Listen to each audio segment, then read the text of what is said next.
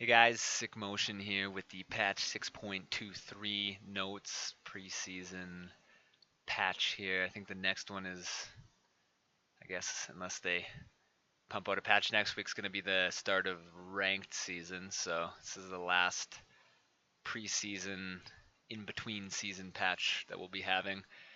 Elementalist Lux, super expensive, fancy, shiny skin.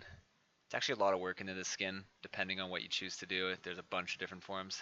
How many is there? Does it tell you here? I think it was like 12 or 10. Maybe it's 10. Looks like there's 10 right there. Anyway, each different form of the skin obviously has different visuals and whatnot, but it also has different voiceovers. I played a few of them when I was on the PBE. So actually quite a bit of work in there for what you're paying, so kind of cool that way. One of the bigger changes this patch, Shyvana got a bunch of stuff changed here. So a lot of her dragon form stuff just feels like it could be better, or thematically it could be better, and they did a lot of changes to that. She no longer just gets flat bonus armor and magic resistance from her passive. It's now 5 at all levels rather than scaling up. But she does get it back in a way. Dealing damage. She deals 10% more damage to the elemental drakes, including elder dragons. So just she does more damage to dragons. And then for each elemental dragon Shyvana or her allies defeat, she gains an extra 5 armor and magic resistance. So if you look before, she would gain 20 armor and magic resistance for free. She'd go into her ult, and that would double. So that would give you up to 40 at later levels. Now, if you have 5 dragons, plus that 5, you have 30. A little bit less than 40, but that's at all times, even in human form. So kind of cool how that works. I mean, it overall, it's kind of looks like a bit of a nerf because you're just not getting flat stats just for remaining connected to the game and leveling up long enough. But it makes a little more sense. It's not just kind of like here's some free stats in a ball because we didn't know what to actually give your passive. Flame Trail no longer leaves a singed trail basically behind Shyvana in dragon form, but what it does is increases in size when she's in dragon form based on the rank of her ultimate. So obviously you need your ultimate to become a dragon. So with rank 1 of your dragon form, it increases it by 25 range. At rank 2, it increases it by another 15, and at rank 3, it increases it by another 15. So it's 55 increased range from where it was. That's the damaging area around her that'll do damage, but it doesn't leave the singed kind of poison trail feeling thing anymore. Flame Breath now stops at the first champion hit in both human and dragon form. AP ratio is down a little bit. Missile speed is down a little bit. While in dragon form, Shyvana can target the Flame Breath anywhere within its max range. While in dragon form, Flame Breath explodes when it hits a champion or reaches its target location, leaving him behind a flame zone. And dragon form explosion damage scales with your level, plus a bit of ability power, magic damage stacking with Flame Breath's normal damage on all targets hit, not just the first.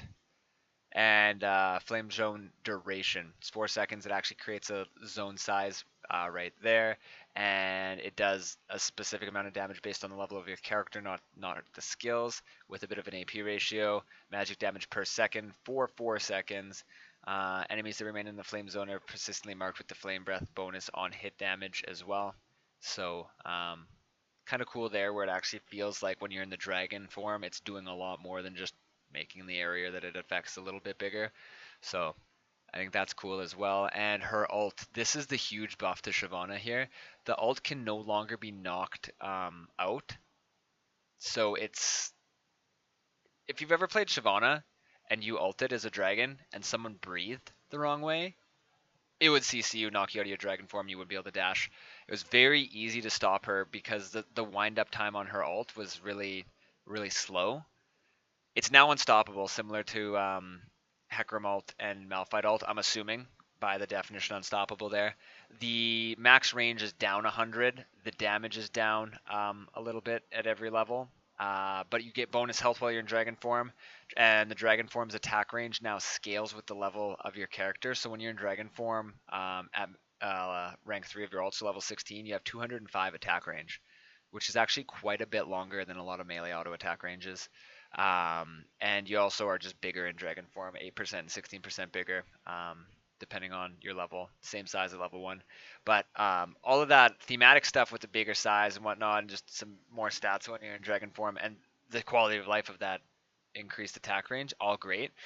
The fact that you cannot be CC'd while ulting is really, really nice. Also, if you hit someone with your dragon form ult, it knocks them up very temporarily. It does proc the Courage of the Colossus shield. So I saw a couple of Shyvanas running that, which seemed cool. Akali just buffs across the board. The AP ratio on her heal is now the ability power ratio is 0.15 higher. The damage on her passive, the ability power ratio is 0.15 higher. And there was a bug where it wasn't working properly with Thunderlords. Her W is just 20 energy less across the board at any level. And her E is a 0.1 higher bonus attack damage ratio and a 0.1 higher AP ratio. I think Akali's rework was kind of cool. Well, not rework, I guess, like the things that they changed on her, but apparently she's not doing so well. This is just raw stat buffs all across the board. Honestly, the thing I think that would make Akali feel like really nice is making it that her E procs her Q again, but then she would probably feel way too overbearing, and then they'd have to nerf a lot of these numbers. Just her kit's kind of hard to balance in general. It's either too good or too bad. Anivia, 8 seconds off her wall at all ranks, so nice buff there. The cooldown on her E is down 1 second, but they changed it in the way where it does the 200% damage to targets recently hit by her Q or her ult, but it's no longer just you could throw the E and tick the alt 1 tick to hit the E. You have to have the R fully formed. It now takes 1.5 seconds rather than 3 to fully form. But you have to have it fully formed. You can't just throw the E and then tick them once anymore, unless they were already ticked by a fully formed ult. Empowered Storm now deals 300% damage, same as live. If you look here, the damage per second on her Storm is down. It's cut in half, but the Empowered Storm is doubled. So it's kind of confusing way to say it's almost the same. Evelyn's screen no longer goes tinting when she's camouflaged, which she is most of the game, so you don't think that your monitor's dimmed out or dying. Shunpo movement commands are cancelled if Shunpo targets an enemy plant or enemy champion. Lux ult cast indicator line has been widened to easier read. So I played Malzahar in my A to Z just recently, so I just played these changes, but I didn't really have anything to compare to because I haven't played Malzahar since the last A to Z. The W now holds 2 charges. It costs 40 mana rather than 80, and you can cast 2 at once. A bit of change on the way the damage works. It just has flat physical damage, and it scales off your bonus attack damage. So if you build like bonus AD, it'll still go with that. But it doesn't scale off your total attack damage anymore. The AP ratio on it has doubled from 0.1 to 0.2. Voidlings can spawn other Voidlings within 3 seconds of W cast. And they no longer spawn when Voidlings kill a minion. The Voidlings now deal 300% damage to minions affected by Space Aids, your E. Voidlings no longer execute low health enemy minions because they're already doing a bunch of damage extra at all healths. And Voidlings no longer gain 50% attack speed when there's 3 or more active, but instead Voidlings now gain bonus movement speed towards priority targets. Or sorry, not instead, but Voidlings now gain bonus movement speed towards priority targets, only if they're within 600 units of Malzahar. But you can get one Voidling doesn't turn into the massive swarm as it did anymore, but you can start with 2 2 Voidlings, or you could just choose to use 1. But if you use your Voidling charge, it doesn't feel super bad where you just don't have it. Like if it goes off and like dies or whatnot, you have to wait for your next charge. And everything else kind of works the same. Malzahar is still, I don't know. When I was playing him, I was like, I look it, I push the abilities, I'm winning. It's Malzahard for slang term. I don't know. The character, it's a kind of cool character, but just I don't know. You push your buttons and either you win or you did something wrong. That's kind of how it feels with Malzahar. Pretty straightforward. Oriana's W. If cast during the travel time of the queue, it now waits to fire until the ball has reached its destination. Big bug with Rengar got fixed. If he got revived by a Zillion Alt or a Guardian Angel, he lost his passive stacks on his Bone Tooth Necklace, which are like a ridiculous amount of AD. So they fixed that. Although you might say them fixing it is broken because that's a broken amount of damage he gets. Shen, armor growth stat up, health growth stat up as well. Now that the LCS and competitive play has been off for a little bit here, no one's playing Shen anymore, so they got to buff him. Don't worry, he'll be nerfed again once they start playing him in competitive play. Yorick W no longer just shoots at max range. It now is cast once he gets into range to cast it where he wanted to. So at first I thought the idea for making it, rather than him having to walk there, just shooting it at max range was a good idea, but I agree with reverting this back. It just felt more clunky than it did before. I mean, Yorick feels pretty clunky in general. That's why you don't see him too much. So Bork and Ginsu's both buffed here. Bork now does 2% more of the target's current health on hit, which is quite a big buff there. Keep in mind, if you hit 4 times, you've done 24% of the target's current health. But if you hit 3 times now, you've done 24% of the target's current health. And every time you hit, you're doing damage to them, so their current health is going down, so your next one's going to do less current health damage. So just having the big chunks earlier on is really strong for just starting fights. Also, the Ginsu's has gained 25% attack speed. It was a really weird item in the fact that you would take an item that gives you attack speed, and then its final combination would no longer give you attack speed. It was like a step backwards. It felt really awkward, and then you had a hard time stacking it because you lost that attack speed. Now you have 25% attack speed to start, and from what I'm getting here, I haven't looked at it in game or anything. It looks like it's just 25% attack speed buff across the table. It doesn't look like it takes that away from how much it stacks up to anymore. Now, I might be wrong on that. I haven't looked at it in game, but it looks like it's just 25 flat buff. And it's all the time. Like you start with that, so you can start stacking it easier. Sterix, now that it's kind of been toned down, people have not been building it every single game on every single character. But you still build it sometimes. They brought the gold price down a little bit, which is nice. This is an item that's not on Summoner's Rift. You can read about it if you would like. Plants are now immune to critical strikes and lifesteal. Fixed a bug where Hecarim's devastating charge could cause blast cones to launch them forward instead of backwards. I tried doing that and I couldn't get it to work. So maybe you had to have a certain amount of movement speed extra. I think I didn't have boots, or it was earlier in the game when I tried it. Fixed a bug where sometimes enemies flickered out of vision when jumping with a blast cone. Honeyfruit fixed a bug where consuming honeyfruit flagged you as in combat for the purpose of various combat passives.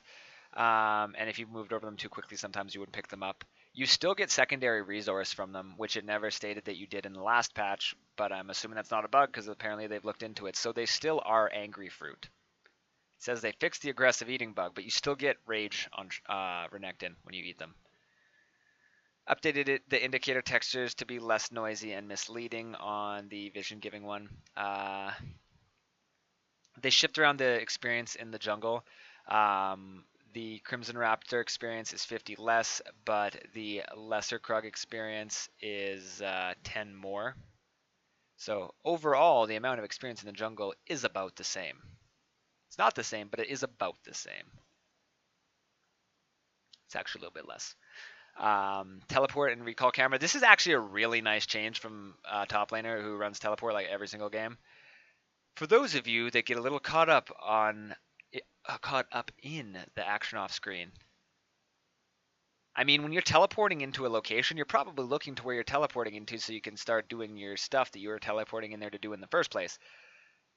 If your teleport got stopped, obviously you'll notice, hey, I'm not there yet. What happened? But by the time you look back to your champion, maybe you've already lost like half your health because your cheeky lane opponent's beating on you. If your teleport gets canceled, there's no reason to be looking to where you were anymore. There's nothing like necessarily bad about it in almost every situation. It's just better if your teleport gets canceled to snap back to what you need to focus on now. So it will do that. Also, if your recall gets canceled, it snaps back to you, which is cool. League client update. I haven't been playing with the league client update, so I'm just gonna skip over that stuff. So position preference. Autofill has been enabled in all draft queues at all times. I've actually been autofilled. There's a low chance that you will receive one of the positions you did not select as primary or secondary. I got autofilled 3 times today. I don't know how many games I played, but after being autofilled, I think you get 2 or 3 games of immunity. And I got autofilled 3 times in probably about 10 or 12 games. So basically, any time I had the possibility of being autofilled, I got autofilled today. So that low chance is actually feels like almost 100% chance that you'll get autofilled. I don't know if they've broke something again. Highly possible. A lot of stuff broken lately. We've concluded testing and saw it was negatively impacting queue times, so will not be continuing development on this feature. We're continuing to experiment with improvements to the whole champion select process. So apparently they took away the position preference, and they're not working on it anymore. But autofill is enabled no matter what. So, I mean, it's good that they're enabling it from the beginning of the season so people don't climb up only getting the 2 roles that they want to play and then end up having to autofill in a role that they might have not played for a very long time in a new ranking that they climb to from a lower point. So a role that they might have not been able to play very well at the previous rank before they climb, now they're having to play at an even higher rank. So it's no fun for anyone on your team. I mean, it might be fun for the enemy because they're winning, but it's no fun for anyone on your team when someone gets auto-filled into a role that they're absolutely garbage at. But yeah, that's the patch. There's some bug fixes here that I'm not overly going to go over, and by that I mean not at all. A little bit longer than I wanted to go through here, but I did stress on some points more than I had to, as well as I'm pretty tired here, and I was jumbling with my words, so I apologize for that. Thank you for watching, guys. If you found it helpful, make sure to drop a like, maybe sub to the channel if you haven't already and you want to see more content like this. Drop a comment. I do read the comments if I don't always reply to them. I do read the comments on the YouTube videos, so you can always message me something on there. I will see it. And other than that, social media and my stream link in the description. As always, thank you for watching. Like I said, hopefully you found it helpful, and we will see you next time.